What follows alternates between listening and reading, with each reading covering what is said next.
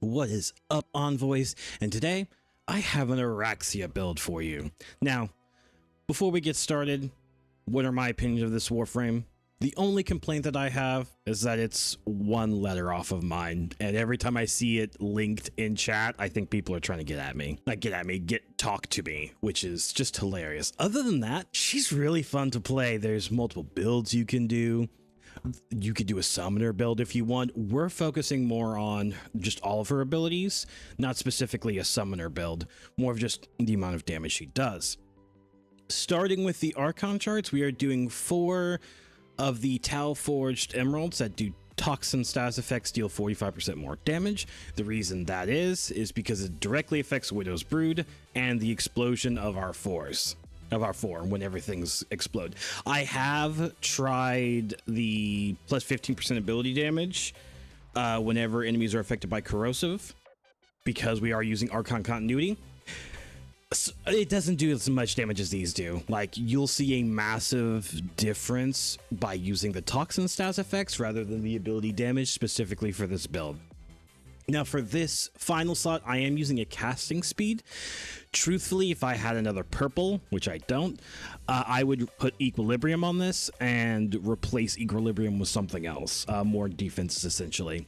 But this is honestly just a flex slot. Put whatever you want here. Honestly, all of this is flex. You realistically don't need any of this. So put what you want here. This is my setup essentially. Now, moving on to the build itself, starting with the aura, there are a multitude of different choices you could pick. First, I picked Growing Power. She loves Strength.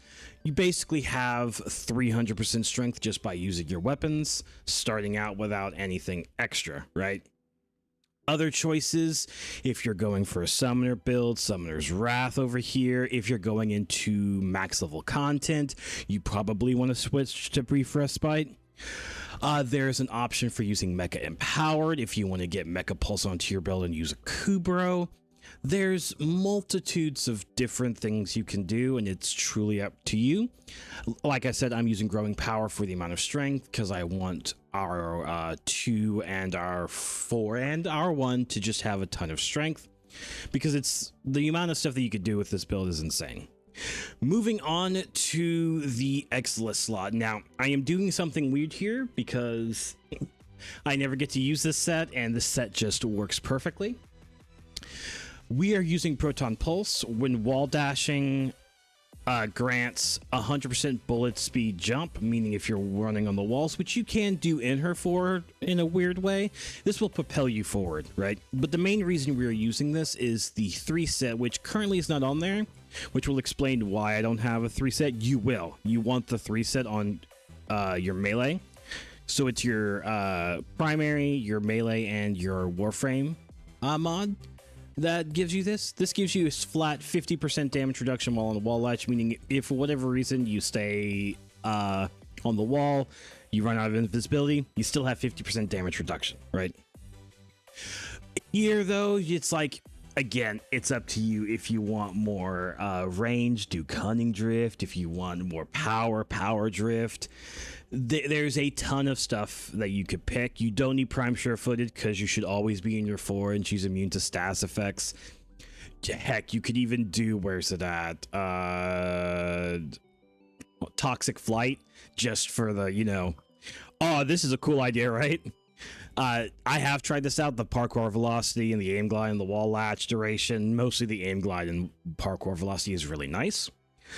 Moving on to the build itself, we are using Archon continuity. We do want some duration. Even though we are using Transient Fortitude, you still have like 57 seconds on the Scuttlers, and your 2 has 31 seconds, which you shouldn't really be standing in one spot. You should be moving around a bit, throwing multiples out and just refreshing them.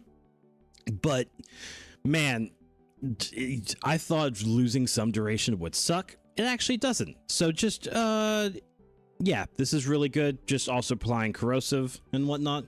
Primed flow for energy, Equilibrium so we can keep our energy going. She is energy intensive, especially in year 4.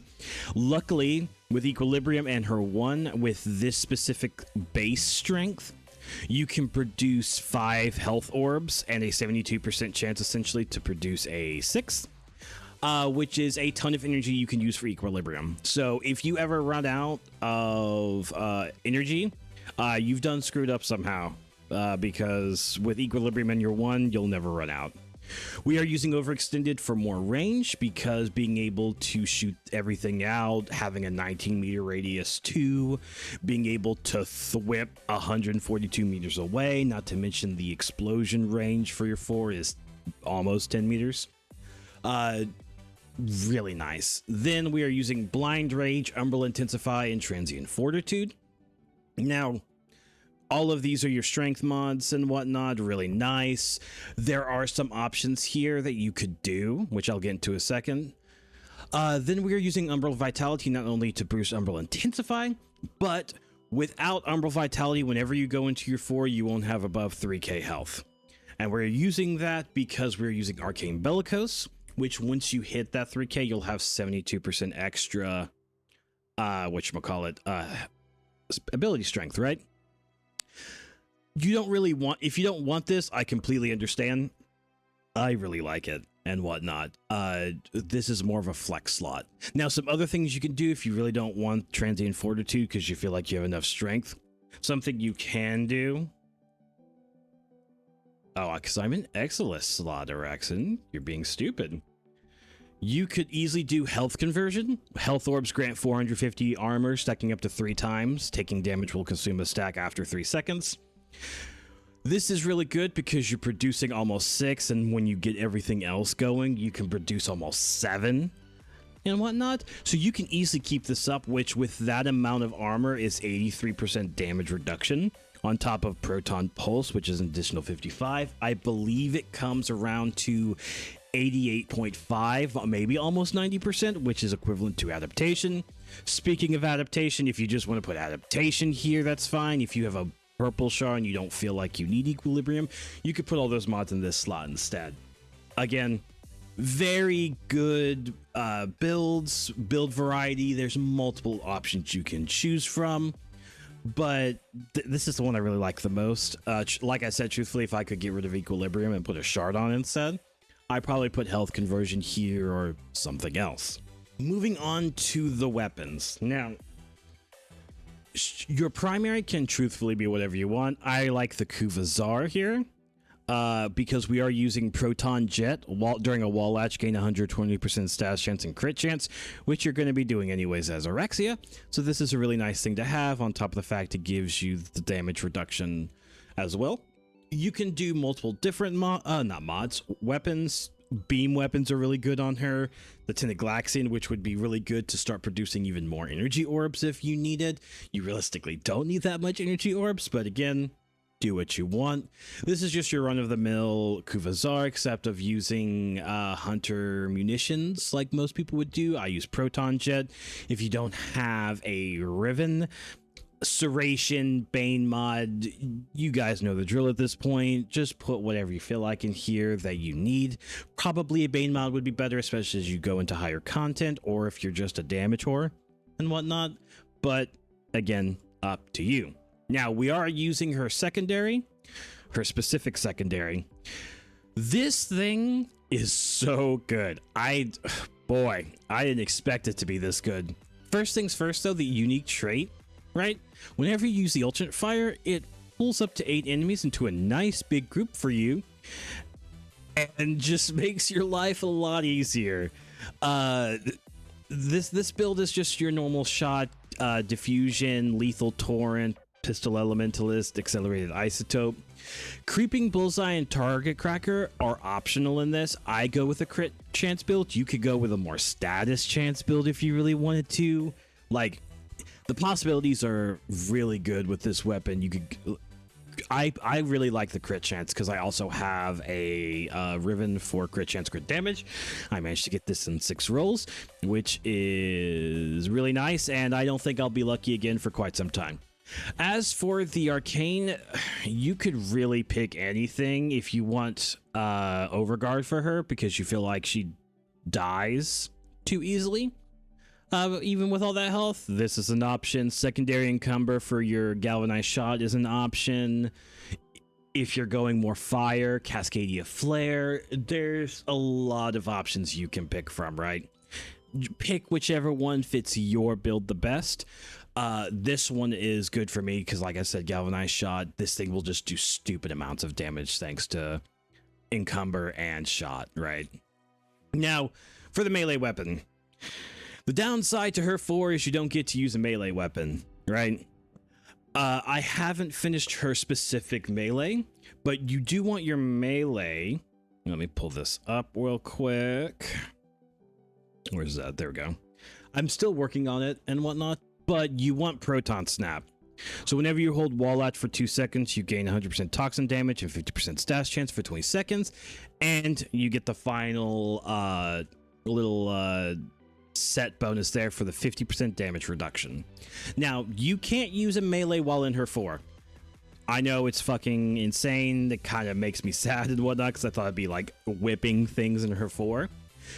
However, that doesn't mean it's normally a bad thing, because what this does is you can just use incarnants that give you passive effects. So, for example, the Praetos, right, can give you sprint speed, parkour velocity, slide.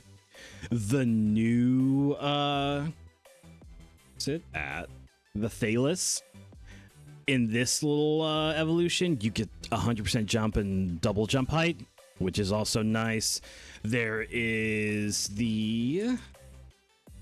Was that the Inidim that gives more, whatchamacallit, sprint speed? There is one that gives movement speed. I can't remember which one it was, though. I think it's the Okina, right? Yeah, Okina gives you 30% movement speed. Probably would be better than the rest of them, truthfully. Because you're not really sprinting, but you do get additional movement. But again, you're really not going to use it, so you might as well just use a stat stick here. There's nothing here because I haven't fully decided which one I'm doing yet.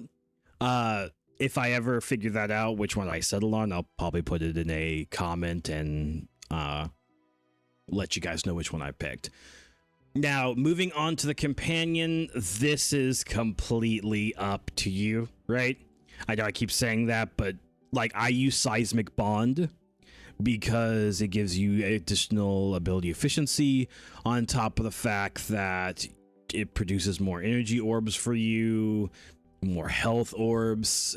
Again, it's pick what you want, not to mention with this Verglass and whatnot, with this stupid Riven. This thing literally kills on its own. So again, put what you want here, what you feel will benefit your specific build. This one benefits me great. Like I said, you could always use a Hound if you really wanted to. If you have Mecha Empowered, or truthfully any of the really good, companions. Moving on to the Simulacrum test, we're just going to show off our weapons and builds. So we're going to Wall Latch to get Crepuscular going, and now we can just sit here and delete all of these guys. Yeah, really nice.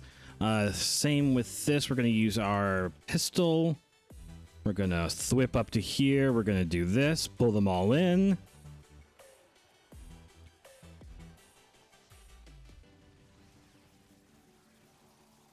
And there we are.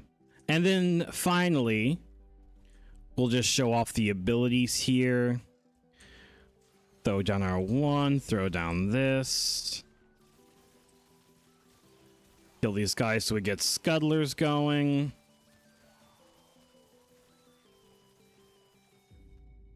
And then resummon so that way they can start doing damage.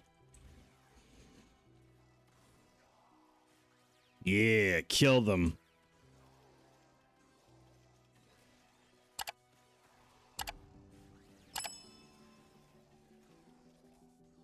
And there you go. Now, do note that even though these are level 500, that's how they would just work in the Simulacrum. In a mission, their level is based off the level of the mission itself. which sucks because that means at some point, if you're doing an endless mission, they're just not going to do anything to level 500 enemies if the mission wasn't ever at level 500, which works for EDA and ETA since they start at high levels anyways. But in regular missions, like a level 150 survival, they're just going to remain 150. In my opinion, though, like, if it were me, I would make it to where their level is based off the level of the enemy you killed with your 3. But, again, not really much of complaints, just things I would fix, right? Anyways, I hope you guys enjoyed the video. The next video, the next part is the solo Steel Path run, so you can see this in action and show that you can, in fact, do this solo. So until next time, guys, bye!